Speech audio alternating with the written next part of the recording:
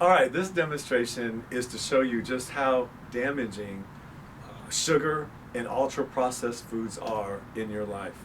I have here, well, first of all, a bag that represents your cell filled with water, and this bag has been eating high carbs and low fat for 10, 20, 30 years. Now I have in my hand a pH meter, right, and I'm going to turn it on, right? And this measures the pH of any liquid. pH, as you remember, 0 to 14, 7 in the middle is neutral. Anything above 7 is alkaline. Anything below 7 is acidic. We are supposed to be 7.4, which is slightly alkaline. Now when I put this in here, I'm going to have the camera hopefully zoom in there so you can see what sugar water, i.e. your cells, are becoming, right?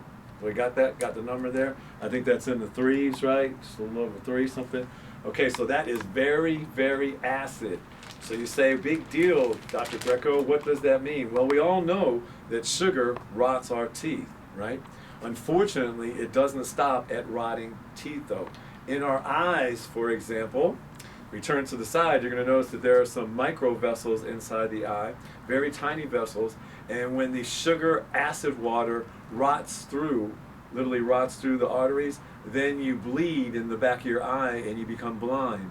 That's called diabetic retinopathy, and that happens to be the #1 way to go blind in this country. Then, when the sugar gets down to your extremities around your feet, your toes might be turning black or blue, you might even get ulcerations on the bottom of the foot. That's called, well, that's when the arteries get bled through, they no longer feed the nerves. That's called diabetic retinopathy. Excuse me. That's called diabetic neuropathy, and that's the #1 way to lose a foot or a hand, #1 way for amputations in this country.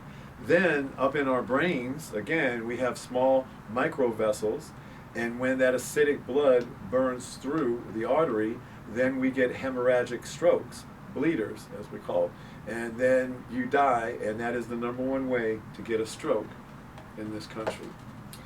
Down here in the heart now, we have kind of an opposite effect here going, and I want to explain this. When the acidic blood gets around the tiny vessels in the heart is obviously a very important organ, so the body tries to neutralize that acid and stop the arteries from bleeding through by laying down a thick, gooey, tar-like substance called cholesterol. Yeah, that's right, that thing that's supposed to be so bad is actually saving your life because it's not going to let you have a blowout right down at your heart and have a heart attack. If you don't change your diet though, before we put this down, then you might throw a clot or an infarct. That's called a myocardial infarction, and that is the #1 way to have a heart attack in this country. Last but not least, we have the kidney itself or themselves. And again, when they get interrupted with the sugar blood, the sugar water, the sugar cells, then at that point they dysfunction. They don't work correctly, and you go on dialysis 4 hours a day, 3 times a week.